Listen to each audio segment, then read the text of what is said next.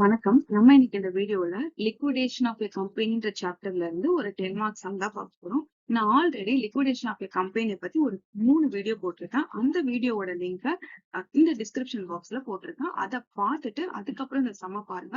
அப்பதான் உங்களுக்கு இந்த சம் புரியும். ஓகேவா? சோ இப்ப சம் பார்க்கலாம். The following particulars related to a company which went into voluntary liquidation. இந்த கம்பெனி வந்து வாலண்டியரா லிக்விடேஷன் ஆக போறாங்க. So அதுக்காக prepare a liquidator final statement of accounts. At the time allow 2% remuneration to liquidator on the amount realized. So 2% வந்து எதுல இருந்து லிக்விடேட்டருக்கு remuneration கொடுக்குறாங்கன்னா மொத்தமா அமௌண்ட் ரியலைஸ் பண்ணதுல இருந்து கொடுக்குறாங்க. ஓகேவா? Next 3% on the amount distributed to unsecured creditor.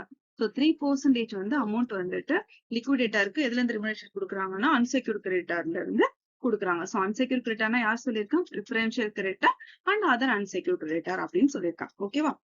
So first unsecured கிரெடிட்டாருக்கு எவ்வளவு கொடுக்குறோம் அப்படின்னு பார்த்தோம்னா 2,80,000. ப்ரிஃபரன்ஷியல் கிரெடிட்டாருக்கு ₹20,000, டிபெஞ்சருக்கு ₹1,90,000, share capital ₹2 lakh. Okay, next வந்து அசெட் ரியலைஸ் பண்ணது எவ்வளவு அப்படின்னு பார்த்தோம்னா cash in hand ₹21,500, land and building ₹1,30,000, plant and machinery ₹1,80,000, furniture ₹20,000. So இப்போ இந்த சம் வந்து நம்ம சோ லிக்விடேட்டர் ஃபைனல் ஸ்டேட்மெண்ட் எப்படி ப்ரிப்பேர் பண்ணணும் நான் ஆல்ரெடி சொல்லியிருக்கேன். So receipt and payment side open பண்ணிக்கணும். ஸோ ஃபர்ஸ்ட் ரிசிப்ட் சைடு வந்துட்டு நம்ம அமௌண்ட் எல்லாம் ஃபில் பண்ணாதான் அப்புறம் எப்படி பே பண்ணணும் அப்படின்றது நமக்கு தெரியும். ஓகேவா? ஸோ ஃபர்ஸ்ட் வந்து அசெட் ரியலைஸ் பண்ணதுல கேஷா கையில எவ்வளவு இருக்கு? 21,500. அதை போட்டுட்டோம். அதுக்கப்புறம் பிக்சட் அசெட் எல்லாம் அவங்க வந்து ரியலைஸ் பண்ணிருக்காங்க. அதுல ஃபர்ஸ்ட் லேண்ட் அண்ட் பில்டிங் எவ்வளவு இருக்கு? 1,30,000, பிளான்ட் அண்ட் மிஷினரி ஒரு 1,80,000, பர்னிச்சர் ஒரு 20,000. சோ இது மூணையும் ஆட் பண்ணோம்னா 3,30,000. சோ 3,30,000 பிக்சட் அசெட்டோட பிளஸ் கேஷா எவ்வளவு கையில இருந்திருக்கு அப்படின்னு பார்த்தோம்னா 3,51,500. சோ அந்த கம்பெனி வைண்ட் அப் பண்ணும்போது லிக்விடேட்டர் வந்து அசெட்டை ரியலைஸ் பண்ண வேல்யூ எவ்வளவு அப்படின்னு பார்த்தோம்னா 3,51,500. ஓகேவா? சோ இந்த 3,51,500 வச்சுதான் நம்ம என்ன பண்ண போறோம்? லைனா பே பண்ணிட்டே வர போறோம். சோ ஃபர்ஸ்ட் ஆர்டர் ஆஃப் பேமெண்ட்ல யாருக்கு பே பண்ணுவோம்? Legal charges. So legal charges இருக்கான கொஸ்டின்ல இல்ல, அதனால நெக்ஸ்ட் வந்து லிக்விடேட்டர் ரிமுனரேஷன். சோ லிக்விடேட்டருக்கு ரிமுனரேஷன் எதுல இருந்து கொடுக்க சொல்லியிருக்காங்க அப்படின்னு பார்த்தோம்னா 2% remuneration to liquidator on the amount realised. So amount ரியலைஸ்னா ஒண்ணுமே இல்ல, அசெட் ரியலைஸ் தான். சோ இந்த இடத்துல எவ்வளவு இருக்கு? மொத்தமா அசெட் ரியலைஸ் பண்ணது 3,51,500. அதுல 2% அவருக்கு நம்ம கமிஷன் கொடுக்குறோம். ஓகேவா? ரிமுனரேஷன் கொடுக்குறோம்.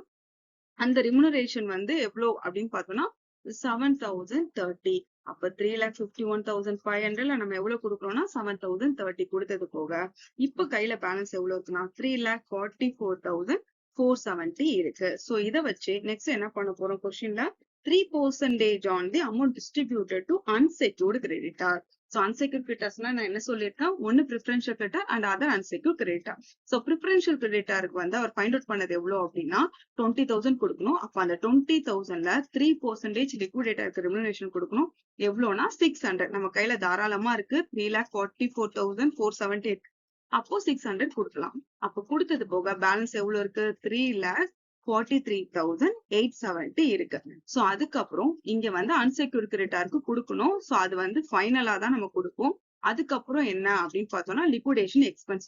சோ லிக்விடேஷன் எக்ஸ்பென்ஸ் கொஸ்டின்ல இல்ல, அதனால நில். அதுக்கப்புறம் யாருக்கு பே பண்ணுவோம் அப்படின்னா டிபெஞ்சர் ஹோல்டர். சோ டிபெஞ்சர் ஹோல்டருக்கு எவ்வளவு பே பண்ணும் அப்படின்னு பார்த்தோம்னா 1,90,000. சோ நம்ம கையில இப்ப எவ்வளவு இருக்கு? 3,43,870 இருக்கு. அப்ப தாராளமா நம்ம 1,90,000 வந்து டிபெஞ்சர் ஹோல்டருக்கு பே பண்ணலாமா?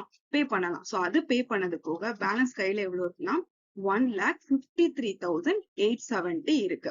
ருபீஸ் வந்து நம்ம கையில இருக்கு. சோ அதுக்கப்புறம் டிபெஞ்சருக்கு பே பண்ணதுக்கு அப்புறம் யாருக்கு பே பண்ணுவோம்னா ஆர்டர் ஆஃப் பேமெண்ட்ல ப்ரிஃபரன்ஷியல் கிரெடிட்டார். அவருக்கு நம்ம எவ்வளவு பே பண்ணணும் அப்படின்னு பார்த்தோம்னா 20,000 பே பண்ணோம். அந்த 20,000 வந்து நம்ம பே பண்ண முடியுமானா தாராளமா பே பண்ணலாம். நம்ம கையில இப்ப எவ்வளவு இருக்குன்னா 1,53,870 இருக்கு. அப்ப 20,000 பே பண்ணலாம். பே பண்ணதுக்கு அப்புறம் பேலன்ஸ் கையில எவ்வளவு இருக்குன்னா 1,33,870 ருபீஸ் இருக்கு. சோ இப்போ அன்செக்யூர்ட் கிரெடிட்டாருக்கு தான் ஃபைனலா பே பண்ண போறோம். சோ அவருக்கு பே பண்றதுக்கான அமௌண்ட் எவ்வளவு அப்படின்னு பார்த்தோம்னா 2,80,000. பாருங்களேன், இங்க 2,80,000. நம்ம கையில இருக்கிறது எவ்வளவுன்னா 1,33,870. சோ இதுலதான் நம்ம என்ன பண்ணுவோம்னா லிக்விடேட்டருக்கு நான் ரெமுனரேஷனும் கொடுக்கணும் அப்படின்னு சொன்னேன். அப்போ இவருக்கு ரெமுனரேஷன் கொடுத்தது போக தான் நம்மளால என்ன பண்ண முடியும், அன்செக்யூர்ட் கிரெடிட்டாருக்கு பேலன்ஸ் அமௌண்ட்டை பே பண்ண முடியும். அப்போ லிக்விடேட்டர் கொடுக்க வேண்டிய ரெமுனரேஷனும் இது உள்ளதான் இருக்கு. ஷோரா தெரியும், 100% ஷோரா தெரியும். நம்ம கையில எவ்வளவு இருக்குன்னா 1,33,870 தான் இருக்கு. ஆனா அவருக்கு நம்ம எவ்வளவு கொடுக்கணும்னா 2,80,000 கொடுக்கணும். ஆனா நம்ம கையில இவ்வளவுதான் இருக்கு. இதுலதான் லிக்விடேட்டருக்கு ரெமுனரேஷனும் பே பண்ண போறோம். சோ அப்ப எப்படி போடுவோம் அப்படின்னு பார்த்தோம்னா 3 டிவைடட் 103. இந்த 103 எப்படி வந்ததுன்னா 100% ஷோரா தெரியும் லிக்விடேட்டருக்கு வந்துட்டு ரெமுனரேஷனும் கொடுக்கணும்ட்டு. நம்ம கையில எவ்வளவு இருக்குன்னா 1,33,870 தான் இருக்கு. ஷுவரா 100% தெரியும். அதுல 3% வந்து அவருக்கு ரெமுனரேஷனும் கொடுக்கணும். அப்போ 100 + 3 103. ஓகேவா? சோ அப்ப எவ்வளவு அவருக்கு ரெமுனரேஷன் கொடுக்குறோம் அப்படின்னா 3,899 rupees கொடுத்தது போக இப்ப நம்ம வந்து பேலன்ஸ் எவ்வளவு இருக்கு அப்படின்னு பார்த்தோம்னா அன்செக்யூர்ட் கிரெடிட்டாருக்கு அது எப்படி கண்டுபிடிக்கணும், அகைன் வந்து 3,51,500ல இருந்து இந்த ஆர்டர் ஆஃப் பேமெண்ட் லைனா லெஸ் பண்ணிட்டே வந்தோம்னா ப்ரிஃபரன்ஷியல் கிரெடிட்டார் இருக்கும்.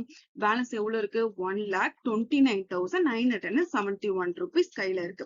சோ இதுதான் அன்செக்யூர்ட் கிரெடிட்டாருக்கு பேலன்ஸ் நம்ம கொடுக்க வேண்டிய அமௌண்டா கையில இருக்கு. அதை தான் நம்ம கொடுத்தாகணும். அவர் கொடுத்தாலும் வாங்கிப்பாரு, ஏன்னா அமௌண்ட் நம்ம கிட்ட வேற இல்ல, கொடுத்த வரைக்கும் போதும்னு சொல்லி அவங்க வாங்கிப்பாங்க. ஓகேவா? சோ இப்படிதான் லிக்விடேட்டரோட ஃபைனல் ஸ்டேட்மெண்ட்டை ப்ரிப்பேர் பண்றேன். ஓகேவா? சோ நெக்ஸ்ட் வீடியோல நான் வந்து ஈக்விட்டி ஷேர் ஹோல்டர்ஸுக்கு எவ்வளவு அமௌண்ட் கொடுக்கலாம் அப்படின்ற வரைக்கும் நான் சம் போடுறேன். சோ இந்த வீடியோ வந்து அன்செக்யூர்ட் கிரெடிட்டார்ஸ் வரைக்கும் தான் பே பண்ற மாதிரி இருக்கு. நெக்ஸ்ட் சம்ல வந்துட்டு ஷேர் ஹோல்டர்ஸ்க்கு பே பண்ற மாதிரி வீடியோ போடுறேன். ஓகேவா? தேங்க்யூ.